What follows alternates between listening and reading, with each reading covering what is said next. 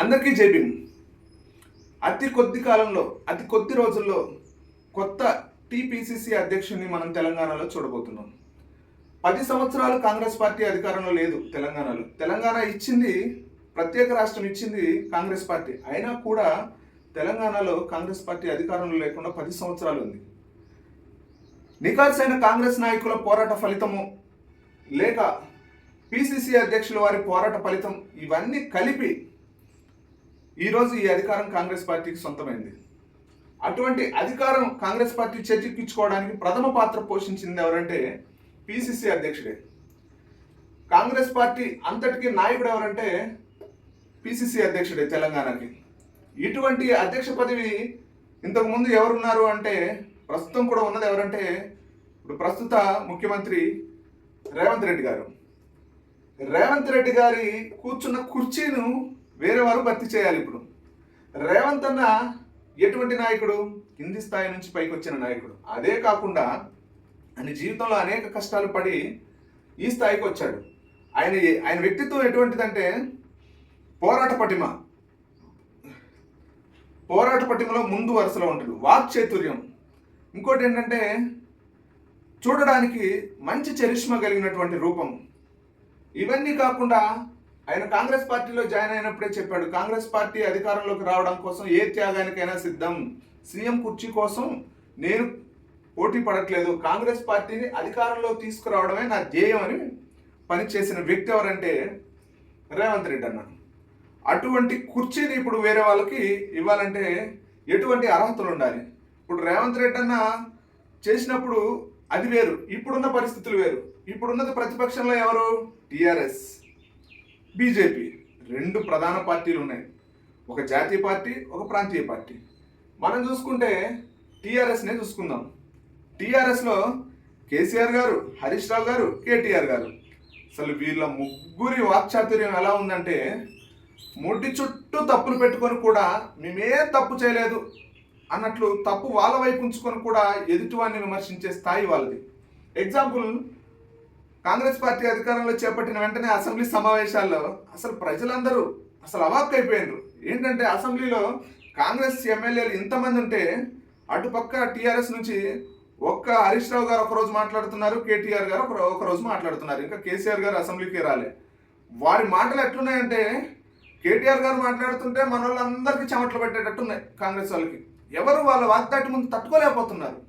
హరీష్ రావు గారు మాట్లాడినా అంతే. అసలు వాళ్ళ వాక్చాతుర్యం ముందు మన వాళ్ళు రేవంత్ రెడ్డి గారు కానీ, బట్టి గారు కానీ ఎవరు సరితూగట్లేదు. అంత వాక్చాతుర్యం అనమాట. ఫైటింగ్ స్పిరిట్ చూపిస్తున్నారు బట్టి గారు కానీ, రేవంత్ రెడ్డి గారు కానీ వాళ్ళ వాక్చాతుర్యం ముందు సరిపోవట్లే మనం. అంతగా అంటే అటువంటి మనుషుల్ని ఎదుర్కొనే శక్తి ఉన్నటువంటి పిసిసి అధ్యక్షుడు మళ్ళీ ఇప్పుడు మనకు కొత్తగా కావాలి. వారికి అసలే ఇప్పుడు కేటీఆర్ గారు, కేసీఆర్ గారు, హరీష్ రావు గారు ఉన్నారంటే వీళ్ళ చుట్టూ ఇంత వాక్చాతుర్యం ఉంది, వీరు చరిష్మా కలిగిన నాయకులు. వీళ్ళ చుట్టూ ఒకటి ఉంది, ఏంటంటే అవినీతి రేఖ అనేది ఒకటి ఉంది. దీన్ని కప్పిపుచ్చడానికి కర్ణుడి వంటి బలమైన నాయకుని ఇప్పుడు వీళ్ళ అంబుల పొదలో దూరింది. ఏంటంటే ఈ కౌరవ సైన్యంలో కర్ణుడు చేరాడు. ఎవరు? ఆర్ఎస్ ప్రవీణ్ కుమార్ గారు. ఆయన ఏంటంటే నిజాయితీ పరుడు. ఆ నిజాయితీ పరుడు వచ్చి వీళ్ళతో జాయిన్ అయ్యాడు. ఇప్పుడు మనకు వచ్చిన బాధలు. ఎందుకంటే వీళ్ళందరూ ఏదైనా కేసుల్లో జైలుకు పోయినా పార్టీని ఒంటి చేత్తో నడిపించగలిగిన దమ్మున్న నాయకుడు ఎవరంటే ఆర్ఎస్ ప్రవీణ్ కుమార్ సార్. మరి అటువంటి టీఆర్ఎస్ పార్టీని ఎదుర్కొనగలిగే శక్తి ఎవరికి ఉందో చూద్దాం. తర్వాత బీజేపీ.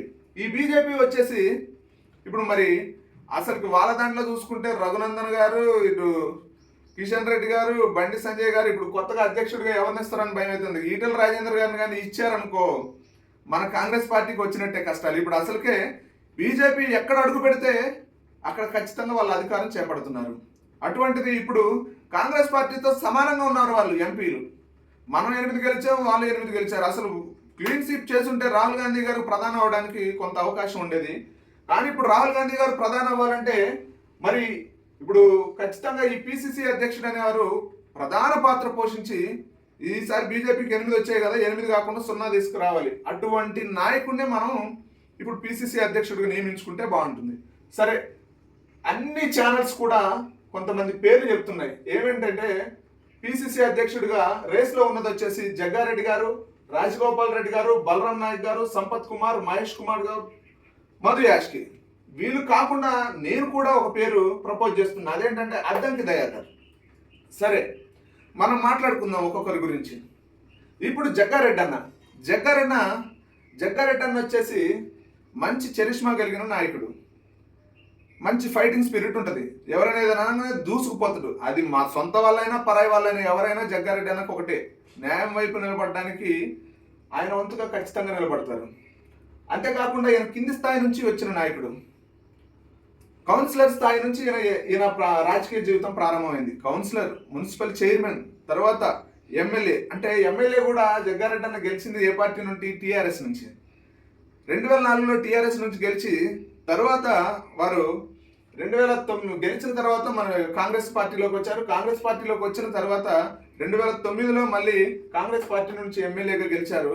2012లో ప్రభుత్వ విప్ కూడా బాధ్యతలు చేపట్టారు. తర్వాత 2014 ఎన్నికల్లో జగ్గారెడ్డి అన్న ఓడిపోయాడు. మళ్ళీ తర్వాత 2014లో కాంగ్రెస్ పార్టీ నుండి ఓడిపోయిన తర్వాత జగ్గారెడ్డి అన్న బీజేపీలో జాయిన్ అయ్యారు. బీజేపీలో జాయిన్ అయిన తర్వాత ఎంపీగా పోటీ చేశారు, ఓటమి పాలయ్యారు. మళ్ళీ 2015లో కాంగ్రెస్ పార్టీలోకి వచ్చారు. కాంగ్రెస్ పార్టీలోకి వచ్చి 2018లో టీఆర్ఎస్ గాలి విపరీతంగా ఉన్న సమయంలో మళ్ళీ జగ్గారెడ్డి అన్న ఎమ్మెల్యేగా గెలిచారు. ఈ విధంగా జగ్గారెడ్డి అన్న ప్రస్థానం ఉంది, రాజకీయ ప్రస్థానం. టీఆర్ఎస్ నుంచి బీజేపీ నుంచి మళ్ళీ కాంగ్రెస్.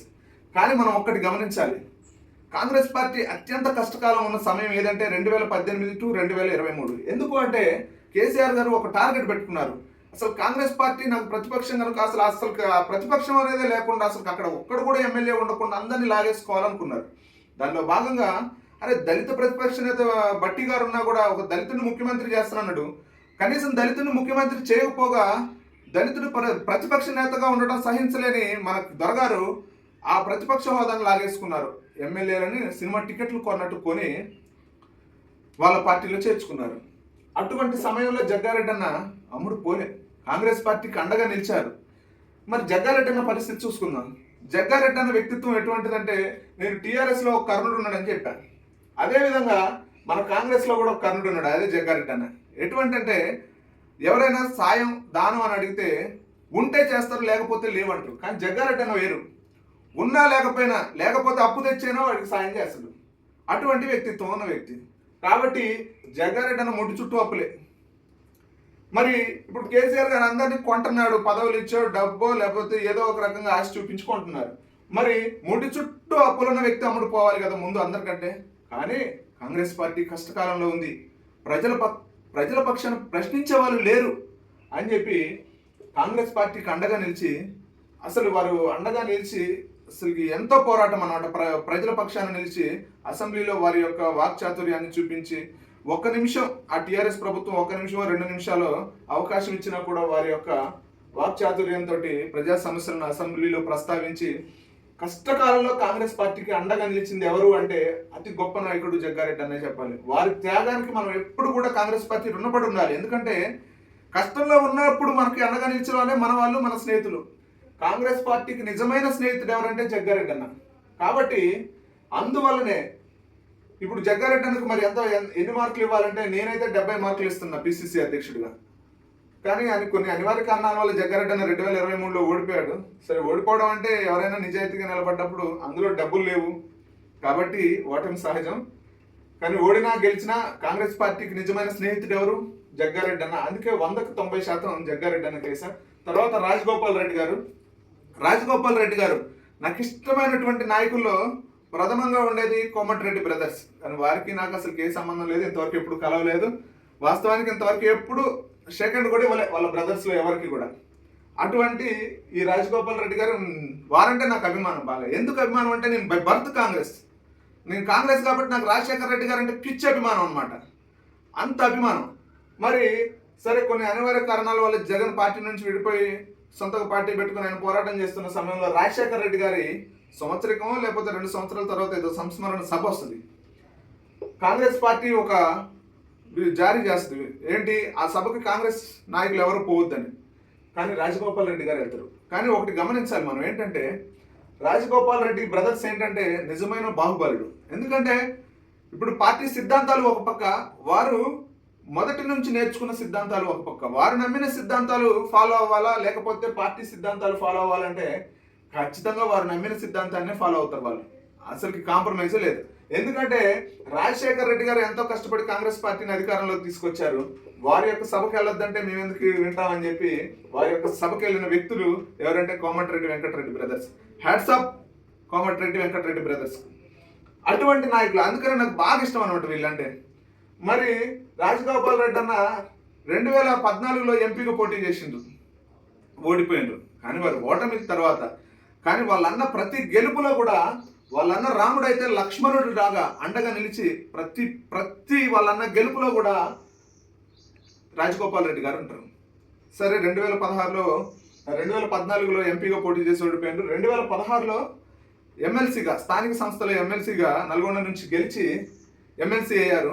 తర్వాత ఆయనకి 3 సంవత్సరాలు 4 సంవత్సరాలు పదవి ఉండగానే రాజీనామా చేసి 2018లో ఎన్నికల్లో పోటీ చేశారు. ఎన్నికల్లో పోటీ చేసి అన్న ఓడిపోయిన, తమ్ముడు మాత్రం ఘన విజయం సాధించారు. చాలా బాగా అనిపించింది. సరే కొన్ని అనివార్య కారణాల వల్ల వారు కూడా కాంగ్రెస్ పార్టీని, కానీ వీరి వ్యక్తిత్వం ఎటువంటిదంటే వారిని నమ్ముకున్న కార్యకర్తకి ఎప్పుడూ అండగా నిలిచే నాయకుల్లో రాజగోపాల్ రెడ్డి, కోమటిరెడ్డి బ్రదర్స్ ఉంటారు. అటువంటి వ్యక్తిత్వం వారిది. Fighting spirit full. అసలుకి ఇక దానికి మనం చెప్పుకునే అవసరం లే. ఎవడైనా సరే సయ్యా అంటే సయ్యా. ఇటువంటి వ్యక్తిత్వం, ఇటువంటి స్వభావం కలిగిన వ్యక్తులు, దానగుణం కలిగిన వ్యక్తులు. మరి ఇప్పుడు రాజగోపాల్ రెడ్డి అని కూడా కొన్ని అనివార్య కారణాల వల్ల వారికి కొన్ని పద్ధతులు నచ్చుకోద్దని కొన్ని ముందే చెప్పారు. పార్టీ సిద్ధాంతాలా లేకపోతే మీ సిద్ధాంతాలు, మీరు నమ్మిన సిద్ధాంతాలు అంటే మా సిద్ధాంతాలు అనే వ్యక్తుల్లో వీరు ప్రథమంగా ఉంటారు. ఈ సీనియర్లకి మర్యాద లేదు. రేవంత్ రెడ్డి గారు వచ్చే కొన్ని కారణాల వల్ల వీళ్ళు పార్టీ మారిండ్రు. ఎవరు? రాజగోపాల్ రెడ్డి అన్న పార్టీ మారిండ్రు, బీజేపీలోకి వెళ్ళిండ్రు. బీజేపీ నుంచి ఎమ్మెల్యేగా పోటీ చేసిండ్రు, ఓడిపోయిండ్రు. సరే మళ్ళీ 2023లో కాంగ్రెస్లోకి వచ్చిండ్రు. మళ్ళీ 2023లో కాంగ్రెస్ నుంచి పోటీ చేసి ఘన విజయం సాధించిండ్రు. ఇది రాజగోపాల్ రెడ్డి అన్న పరిస్థితి. రాజగోపాల్ రెడ్డి అన్నకి నేను ఇచ్చే మార్కులు వచ్చేసి 50. తర్వాత బలరాం నాయక్ గారు. బలరాం నాయక్ గారిని నేను చెప్పేది ఏంటంటే, రాజకీయాల్లో అత్యంత అదృష్టవంతుడు ఎవరంటే బలరాం నాయక్ గారు. ఎందుకంటే వారి రాజకీయ జీవితం 2009 నుంచి ప్రారంభం. 2009 క్రితం వీరు కానిస్టేబుల్. ఒక కానిస్టేబుల్ రాజకీయాల్లోకి వచ్చి చక్కగా, అంటే పార్టీ కోసం ఎంతో కొంత కష్టపడే ఉంటారు, వచ్చి ఎంపీ టికెట్ తీసుకోవడం అనేది కాంగ్రెస్ గాలి ఉన్న సమయంలో, అది విపరీతమైన గాలి, అర్థమైందా? అలాంటి సమయంలో ఎంపీగా టికెట్ తెచ్చుకొని చక్కగా ఎంపీ అయ్యారు. ఎంపీ అయిన తర్వాత 2009లో ఎంపీ అయినరు. 2012లో కేంద్ర మంత్రి కూడా అయినరు. అసలు అంటే కాంగ్రెస్ పార్టీకి వీరేం చేశారో తెలియదు, కానీ కాంగ్రెస్ పార్టీ మాత్రం వీరికి అనేకం చేసింది అనమాట. సరే గెలిచిన కేంద్ర మంత్రి అయినరు. తర్వాత 2000 తర్వాత వచ్చిన ప్రతి ఎన్నికల్లో ఓటమి పాలైనరు. కానీ ఎప్పుడు ఓటమి పాలైనా కూడా వీరి దగ్గర ఉన్న గుణం ఏంటంటే ఎప్పుడు కూడా కాంగ్రెస్ పార్టీని విమర్శించలే. ఏ సమయంలో కూడా విమర్శించలే. తెలంగాణ ఉద్యమ సమయంలో కానీ దేంట్లో కానీ వీరైతే కాంగ్రెస్ పార్టీని విమర్శించడం అనేది లేదు. కాంగ్రెస్ పార్టీకి విధేయుడుగానే ఉన్నారు. అంతేకాకుండా మళ్ళీ 2023-24 ఎంపీగా అత్యధిక మెజారిటీతో గెలిచారు. వీరికి ఒక పేరుంది ఏంటంటే బోలాశంకరుడు అని. ఎవరైనా కూడా పాపం సాయం చేస్తారు, మంచి వ్యక్తిత్వం. మరి వీరికి నేను ఇచ్చేది 40 పిసిసి అధ్యక్షుడిగా. సంపత్ కుమార్ గారు, వారు ఫస్ట్ నుంచి కాంగ్రెస్ పార్టీ బలోపేతం కొరకు పనిచేసిన వ్యక్తి. వారు 2014లో ఎమ్మెల్యేగా పోటీ చేసి ఓడిపోయినా కూడా ఎప్పుడు కూడా నిరుత్సాహపడలే. కాంగ్రెస్ పార్టీ కోసమే పనిచేస్తున్నారు. కాంగ్రెస్ పార్టీ బలోపేతం కోసమే పనిచేస్తున్న వ్యక్తి సంపత్ కుమార్ గారు. సంపత్ కుమార్ గారికి నేను ఇచ్చేది 40%. ఎందుకంటే నిఖార్సైన కాంగ్రెస్ నాయకుడు కనుక. Next Mahesh Kumar Goud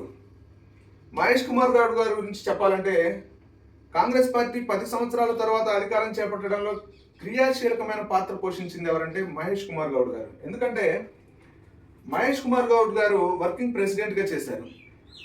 working president అంటే అన్ని బాధ్యతలు ఆయన చూసుకునేవారు పార్టీకి సంబంధించినటువంటి. నేను కూడా ప్రత్యక్షంగా చూసాను. ఒకసారి ఒక కాంగ్రెస్ నాయకులు ఫోన్ చేసి బెదిరిస్తూ ఉంటారు, అది కాదే అన్న, ఇనవే, నా పరిస్థితి వేరే, చేయాల్సి వచ్చిందే, తప్పదు. ప్రతి ఒక్కరికి సమాధానం చెప్పుకుంటూ అన్ని బాధ్యతలు వారి భుజస్కంధాల మీద మోసి కాంగ్రెస్ పార్టీ అధికారం రావడంలో ప్రధాన పాత్ర పోషించిన వ్యక్తుల్లో మహేష్ గౌడ్ అన్న కూడా ఒకరు. వారు ఎన్ఎస్యుఐ రాష్ట్ర అధ్యక్షుడిగా బాధ్యతలు చేపట్టారు. ఇంకా అంతేకాకుండా వారి రాజకీయ జీవితం ఎలా ఉందంటే అతి చిన్న వయసులోనే ఎమ్మెల్యేగా పోటీ చేసింది ఎవరంటే మహేష్ కుమార్ గౌడ్ గారు. అటువంటి రికార్డ్స్ మహేష్ అన్న పేరు. మళ్ళీ 2014లో ఎమ్మెల్యేగా పోటీ చేసిండ్రు, ఓడిపోయినరు. కానీ ఎక్కడా కూడా నిరుత్సాహపడలేదు. పార్టీ కోసమే వారు బ్రతికారు, పార్టీ సేవలోనే ఉన్నారు. అంతేకాకుండా 2023లో వారు పార్టీ కోసం వారి యొక్క టికెట్ను త్యాగం చేశారు. త్యాగం చేసిన వ్యక్తి మహేష్ కుమార్ అన్న. కాంగ్రెస్ పార్టీ అధికారంలో రావడానికి కారకుల్లో కూడా మహేష్ కుమార్ గౌడ్ అన్న పేరు ప్రథమంగా ఉంటుంది. అంటే ఎన్ని ఇబ్బందులు వచ్చినా కూడా కాంగ్రెస్ పార్టీని విడవకుండా కాంగ్రెస్ పార్టీకి ఎప్పుడూ అండగా ఉండి అంటే చిన్నప్పటి నుంచి కాంగ్రెస్ పార్టీలో ఉండి నిఖార్సైన కాంగ్రెస్ నాయకుడు, అంటే వర్కింగ్ స్టైల్ తెలిసిన వ్యక్తి. కాబట్టి వీరికి నేను ఇచ్చేది 70%. తర్వాత మధు యాష్కి గౌడ్ గారు. మధు యాష్కి గౌడ్ గారు వచ్చేసి 2 సార్లు ఎంపీగా గెలిచిండ్రు ఉమ్మడి ఆంధ్రప్రదేశ్ ఉన్నప్పుడు. తర్వాత వీరు ఓటమి పాలయ్యారు ఎంపీగా పోటీ చేసి. వీరు వచ్చేసి మన రాహుల్ గాంధీ గారికి అత్యంత దగ్గర. అంతేకాకుండా తెలంగాణ ఉద్యమ సమయంలో తెలంగాణ రాష్ట్రం ఏర్పడడానికి ప్రధాన కారణం ఎవరంటే మధు యాష్కి గౌడ్ గారు. ఎందుకు అంటే ఇక్కడ ఉన్నటువంటి పరిస్థితులు, తెలంగాణ ప్రజల యొక్క బాధలు, తెలంగాణ ప్రజల యొక్క పోరాట పట్టిమ వీరి మాటల ద్వారానే రాహుల్ గాంధీ గారికి కానీ సోనియా గాంధీ గారికి తెలిసింది. ఒక దూతగా ఉన్నారు వీరు, తెలంగాణకి ఢిల్లీకి మధ్య ఒక దూతగా ఇక్కడ వార్తలు అక్కడ అందించి తెలంగాణ ఖచ్చితంగా ఇవ్వాలి, ఇవ్వకపోతే ఇంకా మనం తెలంగాణ ప్రజలు నష్టపోతారు, ఇంకా అనేక ప్రాణాలు పోయేటట్లున్నాయి అని చెప్పి ఒక దూతగా ఉండి తెలంగాణ రాష్ట్రం ఏర్పడడానికి మధు యాష్కి గౌడ్ గారు ప్రథముడు అని చెప్పాలి. అటువంటి ప్రథముడు రాహుల్ గాంధీ గారికి అత్యంత సన్నిహితుడు. అంతేకాకుండా ప్రవాస భారతీయులకు అనేక సేవలు అందించిన వ్యక్తి. వీరి పేరు మీద మరి ఒక ఎన్జిఓ కూడా ఉంది, అనేక సేవా కార్యక్రమాలు చేస్తున్నారు. అట్లనే 2023లో కూడా అన్న ఓడిపోయాడు. ఈ గెలుపోవటములు అనేది సహజం, కానీ ఎట్లున్నా కూడా ప్రజలకు సేవ చేయడం, ప్రజలకు అండగా నిలబడడం ఇదే అన్న చేసే పని. కాబట్టి అన్నకు నేను ఇచ్చేది ఏంటంటే 60%. లాస్ట్ అద్దంకి దయాకర్ గారు. అద్దంకి దయాకర్ గారిని నేను అత్యంత దురదృష్టవంతుడు ఎవరు అంటే అద్దంకి దయాకర్ అనే పేరు. నేను ఎందుకు అత్యంత దురదృష్టవంతుడు అన్నానంటే అద్దంకి దయాకర్ అన్ననే 2014లో 1800 ఓట్లతో ఓడిపోయారు. 2018లో 2300 ఓట్లతో ఓడిపోయారు. అంటే ఎంత దానం, అతి కొద్ది ఓట్లతో ఓడిపోయారు. ఇంకోటి ఏంటంటే అద్దంకి దయాకర్ గారి గెలుపు అని పడిన తర్వాత ఓటమి అని పడ్డది టీవీ ఛానల్స్లో, మీరు గమనించుంటే. అందుకనే నేను అంటున్నా అద్దంకి దయాకర్ అన్న అటువంటి దురదృష్టవంతుడు అని చెప్పాలి. ఇంకోటి వచ్చేసి అద్దంకి దయాకర్ అన్న దళిత జాతి ముద్దు బిడ్డ అని చెప్పొచ్చు. ఎందుకంటే అద్దంకి దయాకర్ అన్న ఒక దళిత సంఘాన్ని ఏర్పాటు చేసి జాతీయ స్థాయిలో అధ్యక్షుడు అద్దంకి దయాకర్ అన్న, మాల మహానాడు జాతీయ అధ్యక్షుడు. అంతేకాకుండా వీరు కాంగ్రెస్ పార్టీకి ఎప్పుడూ వ్యతిరేకం కాదు. పార్టీలో జాయిన్ అయిన తర్వాత నుంచి కాంగ్రెస్ పార్టీకి నిజాయితీగా పనిచేసిన వ్యక్తుల్లో అద్దంకి దయాకర్ అన్న ఒకటి. 2 సార్లు ఓడిపోయినా కూడా, 2 సార్లు కాంగ్రెస్ పార్టీ కష్టకాలంలో ఉన్నా కూడా సయ్యా అంటే సై అనే వ్యక్తి ఎవరంటే అద్దంకి దయాకర్ అన్న. ఏ డిబేట్లో చూసినా అద్దంకి దయాకర్ అన్నే, ఎవరితో ఫైటింగ్ చూసినా అద్దంకి దయాకర్ అన్నే. ఈ 10 సంవత్సరాల్లో కూడా ఒక పక్క రేవంత్ అన్న ఇంకా మిగిలిన బట్టి గారు కానీ వాళ్ళ పోరాటం వేరు, అద్దంకి దయాకర్ అన్న పోరాటం వేరు. ప్రతి డిబేట్లో ప్రతి సమస్యపై అద్దంకి దయాకర్ అన్న పూర్తిగా ప్రజలకు ఆయన యొక్క విశ్లేషణ ద్వారా ఇక్కడ తప్పు జరుగుతుందని ప్రతిదీ వివరించేది అద్దంకి దయాకర్ అన్న. అద్దంకి దయాకర్ అన్న అంటే ఆయన ఒక దళిత బిడ్డ, అయిన అగ్రకులాలు కూడా ఇష్టపడే వ్యక్తి ఎవరంటే అద్దంకి దయాకర్ అన్న. అంటే అటువంటి వ్యక్తి. మరి అద్దంకి దయాకర్ అన్న మరి కాంగ్రెస్ పార్టీ కోసం ఏం చేశాడు? అద్దంకి దయాకర్ అన్నతో ఉన్న వాళ్ళు, టీఆర్ఎస్లో ఉన్న వాళ్ళు ఆయన కంటే జూనియర్లు మంత్రులు చేశారు, కానీ ఆయన ఎమ్మెల్యే కూడా కాలే. ఎందుకంటే 2 సార్లు ఓటమి పాలయ్యారు. ఎందుకు? అది టీఆర్ఎస్ గాలి. 2 సార్లు కూడా టీఆర్ఎస్ గాలిలో ఆయన కొద్ది మెజారిటీతో ఓడిపోయారు. ఆ గాలి ఉన్నప్పుడు కూడా ఆయన కొద్ది మెజారిటీతో. సరే 2023లో ఖచ్చితంగా గెలిచే సీటు అద్దంకి దయాకర్ అన్నది. కానీ కొన్ని అనివార్య కారణాల వల్ల ఆ సీట్ని ఎవరికి ఇచ్చారు?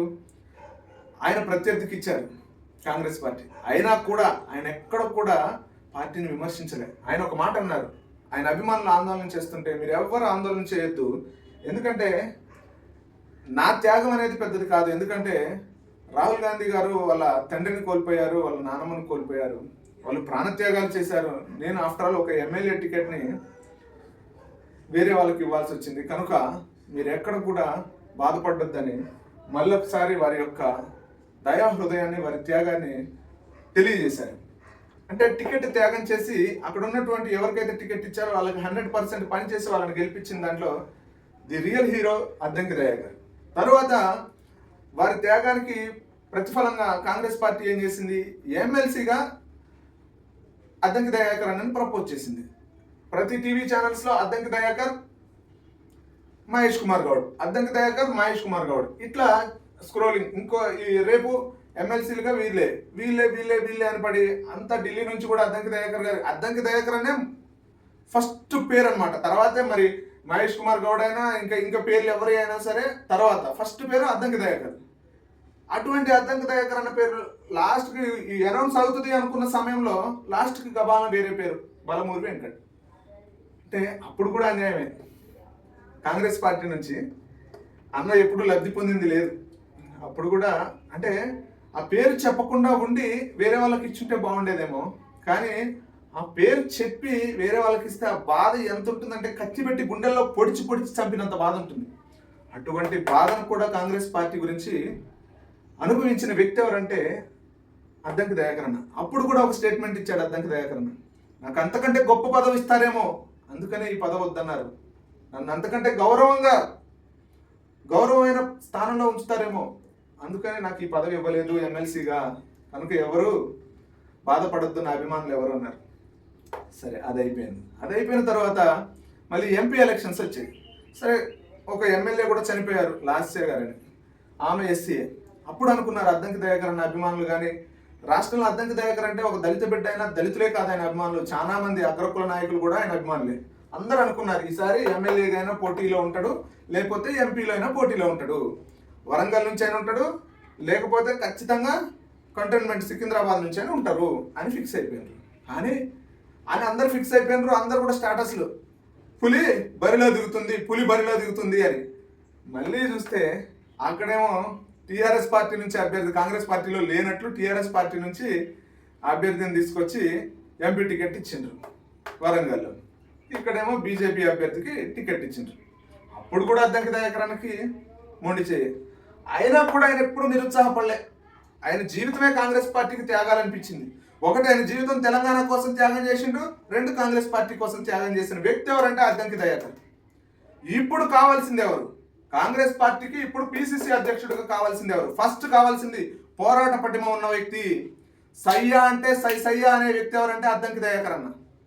అది ఎవరైనా కానీ ఇప్పటికీ కాంగ్రెస్ పార్టీ అధికారంలో ఉంటే కాంగ్రెస్ పార్టీని ఎవరైనా వేరెత్తి చూపితే ముందుగా ఆ వేరును నరికే వ్యక్తి ఎవరంటే అద్దంకి దయాకర్ అన్నే. అటువంటి పోరాట పటిమ, అటువంటి స్పిరిట్ కలిగిన వ్యక్తి ఎవరంటే అద్దంకి దయాకర్ అన్న. మొన్న కూడా ఈ మధ్య కొంతమంది నాయకులు, ఆంధ్ర అప్పుడు వైసీపీ అధికారంలో ఉంది, ఆంధ్ర నాయకులు తెలంగాణ మీదపై విమర్శ చేస్తే దానికి కూడా ఈ బాధల్లో ఉండి కూడా అద్దంకి దయాకర్ అన్నే మళ్ళీ దానికి కౌంటరు. అది అంటే అటువంటి పోరాట పటిమ అనమాట. ఇక త్యాగం విషయంలో అద్దంకి దయాకర్ అన్నకి మించిన వాళ్ళు లేరు. ఎన్ని అవమానాలు చేసినా వారు కాంగ్రెస్ పార్టీని వీడలేదు, కాంగ్రెస్ పార్టీకి అండగా నిలిచారు. ఇంకొకటి పిసిసి అధ్యక్షుడు రేవంత్ రెడ్డి గారికి పూర్తి సహకారం అందించింది ఎవరంటే అద్దంకి దయాకర్ అన్న. వారిని సీనియర్లు కొన్ని సందర్భాల్లో కార్నర్ చేసినప్పుడు కూడా అద్దంకి దయాకర్ అన్న అండగా నిలిచారు. అనేక సందర్భాలు అర్థమైందా, రాముడికి లక్ష్మణుడు ఏ విధంగా అండగా నిలిచాడో ఆ విధంగా అండగా నిలిచిన వ్యక్తి మన అద్దంకి దయాకర్ అన్న. సరే ఈ లక్షణాలు, పోరాట పటిమలో ఆయనకు మించిన వాళ్ళు లేరు, తర్వాత త్యాగంలో పార్టీ కోసం త్యాగం చేయడంలో ఆయనకు మించిన వాళ్ళు లేరు, తర్వాత వాక్చాతుర్యం చూసుకుందాం.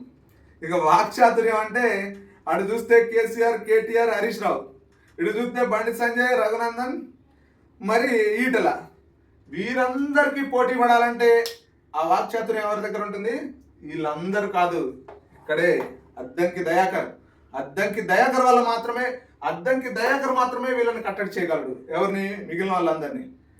నేను అనుకుంటూ ఉంటాను, మొన్న అసెంబ్లీ సమావేశాల్లో అసలు కేటీఆర్ గారు మాట్లాడుతుంటే, హరీష్ రావు గారు మాట్లాడుతుంటే, వా ఏంటి వీళ్ళ వాక్చాతుర్యం, బై బర్త్ కాంగ్రెస్ నేను, కానీ వాళ్ళ వాక్చాతుర్యం విని వా ఏం మాట్లాడుతున్నారబ్బా, తప్పులన్నీ వీళ్ళ వైపు ఉన్నా కూడా మా వాళ్ళని అసలు నోరు మెదపనివ్వట్లేదు, ఇంత వాక్చాతుర్యం ఏంటనుకున్నా. అప్పుడు అనిపించింది అద్దంకి దయాకర్ అన్న అసెంబ్లీలో ఉండుంటేనా ఇలా గొడ్డలు కూడా తీసేటోడు అనుకున్నా. అటువంటి వాక్చాతుర్యం. ఇంకోటి చూస్తుంటే చరిష్మా అన్న సినిమా యాక్టర్ కూడా, హీరో నటించిండు.